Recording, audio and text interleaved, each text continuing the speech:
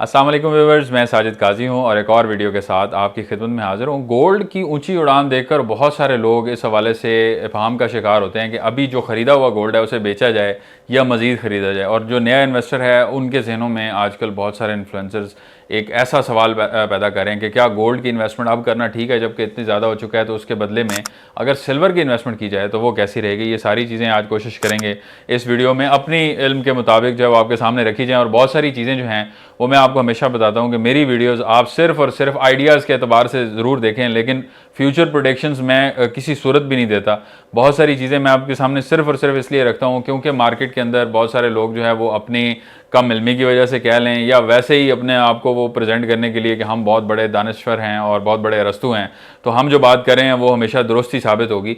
Market के अंदर gold की प्राइस का इतना ज़्यादा ऊंचा जाना, इसमें किसी इन्फ्लुएंसर्स, किसी जो दानिश्वर की बात या उसकी प्रेडिक्शन इसके अंदर शामिल नहीं है, बल्कि ऑल ऑफ अ सडन दुनिया में आने वाले जो हालात हैं या दुनिया में आने वाली जो चेंजेस हैं उसकी वजह से एक बहुत बड़ा स्पाइक जो है वो देखने को मिल रहा है। और इसमें क्या ये नीचे आ सकता है? बिल्कुल आ सकता है। और इसके अंदर पहले भी लोग कहते हैं जी गोल्ड की प्राइस नीचे नहीं आती, लेकिन शॉर्ट टर्म में पहले भी कई दफ़ा गोल्ड ने जो है वो ऐसी सतहें देखी हैं, जैसे ऊपर जाते जाते अचानक उसको एक बहुत बड़ा ड्रॉप मिला। अप टू 40% तक भी हमने देखा कि गोल्ड ड्रॉप हुआ है over the period of 30 years. और एक दो बार ये चीज़ ऐसी इन 30 सालों में आई है कि जिसमें 40% तक का ड्रॉप जो है वो देखने को मिला है। तो अब जो है वो सिल्वर की तरफ रुझान आना शुरू हो गया कि सिल्वर खरीदें। बहुत सारे ऐसे इन्फ्लुएंसर्स हैं कि जिनका अपना बिजनेस है और वो उसको प्रमोट कर रहे होते हैं, चलें वो ठीक है, अंडरस्टैंडेबल है, उन्होंने किसी न किसी तरीके से वो करना है।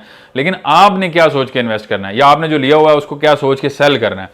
देखें, एक चीज़ अगर आपने ले ली, हमें जो अगर इंस्पिरेशन लेनी चाहिए या हमें किसी को फॉलो करना चाहिए तो अपने ही बुजुर्गों को करना चाहिए। हमारे बड़े जो हैं वो आप देखें कि पुराने वक्तों में एक माइंड सेट के साथ चलते थे और वो कहते थे कि जी आज हम गोल्ड में इन्वेस्ट करेंगे, आज हम प्रॉपर्टी में इन्वेस्ट करेंगे, आज हम कोई एसेट खरीदेंगे तो हमारे बच्चों के काम आएगा।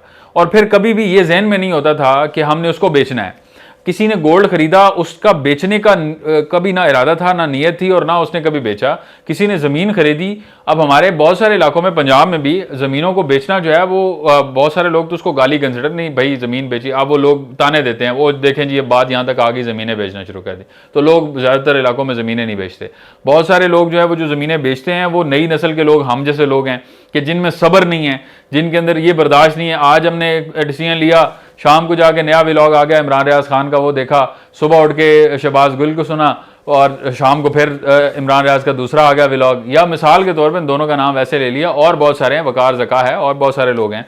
तो ये जब हम देख रहे होते हैं तो इनकी बातें सुन सुन के हमारी जो डिसीजन मेकिंग की जो सलाहियत है वो भी इसी तरह से जो इफेक्ट हो रही होती है, और उसकी वजह से हम शॉर्ट टर्म के ऊपर होते हैं और जो हमारे बुजुर्ग करते आए हैं हम उसको फॉलो नहीं कर रहे होते। तो पहली चीज़ तो हमें वहाँ से इंस्पिरेशन लेनी चाहिए और ये सोचना चाहिए कि अगर हमने गोल्ड में इन्वेस्ट करना है तो वो लॉन्ग टर्म के लिए करना है। उसमें अब अगर आज आप इन्वेस्ट करते हैं या आपने किया हुआ उसको सेल करना चाहिए, तो जब आप लॉन्ग टर्म के लिए सोचेंगे तो आप सेल नहीं करेंगे कभी भी, और उसमें आपको कभी नुकसान नहीं होगा। ये आप इसको ज़हन में रखें।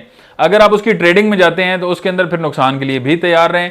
नफ़ा तो हो रहा है, जब तक हो रहा है, जब नुकसान होगा तो किसी को पता नहीं चलेगा। ये जो गेम जितनी भी चल रही है इसके अंदर ये डॉलर की सस्टेनेबिलिटी जो है उसको इंश्योर करने के लिए, उसको बरकरार रखने के लिए बहुत सारी चीज़ें आर्टिफिशियल तरीके से पंप इन भी की जाती हैं और उसको एक्सट्रैक्ट भी किया जाता है मार्केट से। और इसमें सेंट्रल रिजर्व बैंक्स भी शामिल होते हैं, इसमें बड़ी बड़ी हुकूमतें शामिल होती हैं। और अमेरिका क्योंकि अपनी एक हेजेमनी बरकरार रखना चाह रहा है, तो अमेरिका की अपने भी इंटरेस्ट हैं, वेस्टेड इंटरेस्ट हैं, जिसकी वजह से वो ये सारी चीज़ें मैनिपुलेट कर रहा होता है। जितना भी गोल्ड है दुनिया से इकट्ठा करना अपने पास, जब वो इकट्ठा करेगा तो चाइना, ऑब्वियसली चाइना कंपटीशन में है, वो भी इकट्ठा करेगा। सब इकट्ठा कर रहे होंगे तो प्राइस ऊपर जा रही होगी। फिर दुनिया में अनसर्टेनिटी की ऐसी कैफियत बनाना कि जिसमें पता चले कि दुनिया की जितनी भी करेंसीज हैं उन्होंने अब गिरना ही गिरना है, क्योंकि करेंसी कौन एक्सेप्ट करेगा ड्यूरिंग द वॉर। आप अफगान वॉर को देख लें, आप इराक वॉर को देख लें, वहां पे किसी भी किस्म की करेंसी जो है वो एक्सेप्टेबल नहीं थी। लोग रेडियो पे अपने नोट्स उठा के फिर रहे होते थे, बदले में एक रोटी मिलती थी। और इसी तरह से आप ईरान में देख लें कि वहां पे क्या हालात हैं और वहां पे उनकी करेंसी की क्या वैल्यू है।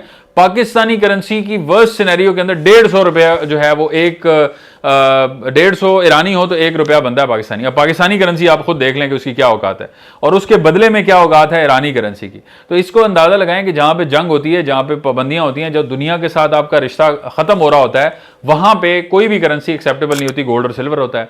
तो गोल्ड और सिल्वर होगा तो उसकी प्राइस ऑटोमेटिकली ऊपर जाएगी। लेकिन ये चीजें जब सेटल होना शुरू हो जाएंगी, और ये हमें नहीं पता चलेगा कैसे सेटल होंगी, ये दुनिया की वो पावर्स ऑटोमेटिकली सेटल करेंगी जो इनको खराब कर रही हैं अभी। जब उनको पता चलेगा कि हमारे डेफिसिट पूरे हो गए हैं, वो उसको सेटल करना शुरू कर देंगे।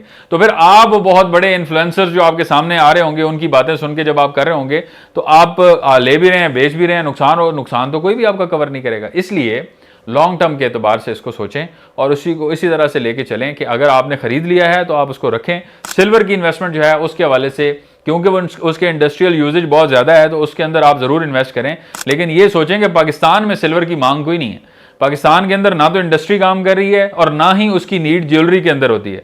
पाकिस्तान में जो शादियां होती हैं या जो बच्चों की उसके लिए बनाया जाता है, उसमें गोल्ड की ज्वेलरी होती है। इंडिया पाकिस्तान जो है उसकी गोल्ड की खपत इसलिए ज़्यादा है कि यहाँ पे लोग ज्वेलरी के तौर पे इसको इस्तेमाल करते हैं। पूरी दुनिया में ज्वेलरी का इस तरह से इतना ज़्यादा कॉन्सेप्ट नहीं है कि 10-10 तोले जो है वो बच्चियों को शादी में दे के भेजना है। तो पूरी दुनिया में गोल्ड का इस्तेमाल डिफरेंट है, हमारे यहाँ गोल्ड का इस्तेमाल डिफरेंट है। पूरी दुनिया में सिल्वर का इस्तेमाल डिफरेंट है, हमारे यहाँ सिल्वर का इस्तेमाल क्या है, कुछ भी नहीं है, इंडस्ट्री है नहीं, और ज्वेलरी में लोग इस तरह से इस्तेमाल नहीं करते। इसलिए आप सिल्वर की इन्वेस्टमेंट करेंगे तो वहां पर रिटर्न स्लो भी है, अभी काफ़ी बेहतरी आ रही है, उसका रेट बेहतर हो रहा है, उसमें एक्सपेक्टेशन है बेहतर आने की। जाहिर है वो भी जेन्युइन कमोडिटी है, आप उसमें इन्वेस्ट कर सकते हैं, लेकिन आप ये जरूर सोचें कि वो जो आपको बताया जा रहा है ना कि वो सुनहरी बाग, वो इतना बड़े बड़े जामसर, वो सारा का सारा पैसा आप उसमें डंप नहीं करेंगे। मेरी जो सजेशन थी प्रीवियसली भी मैंने आपके सामने रखी थी कि आप थोड़ी थोड़ी इन्वेस्टमेंट जो हैं वो उसमें किया करें। 1 ग्राम गोल्ड हर महीने आप सेव कर सकते हैं और 10 ग्राम सिल्वर जो है हर महीने आप सेव कर सकते हैं। कुछ भी नहीं होगा आपका, अब पता भी नहीं चलेगा। 5,000-7,000 रुपए महीने का आपके सिल्वर में लगते रहें तो आप अगले 2 साल 3 साल में बड़ा जबरदस्त सिल्वर आपके पास सेव हो जाएगा। और फिर आप देखेंगे कि वो वेल्थ जो आपकी एक्यूमुलेट हो रही है उसमें वो बढ़ भी रही होगी। ऑब्वियसली आप जो करेंसी आपकी डिवैल्यू होती है उससे भी बचेंगे और आप फ्यूचर में जो है उसके लिए आपकी अच्छी, लेकिन वो आपने बेचना कब है, 8 साल 10 साल 15 साल, आपके बच्चों के काम आ जाएगा।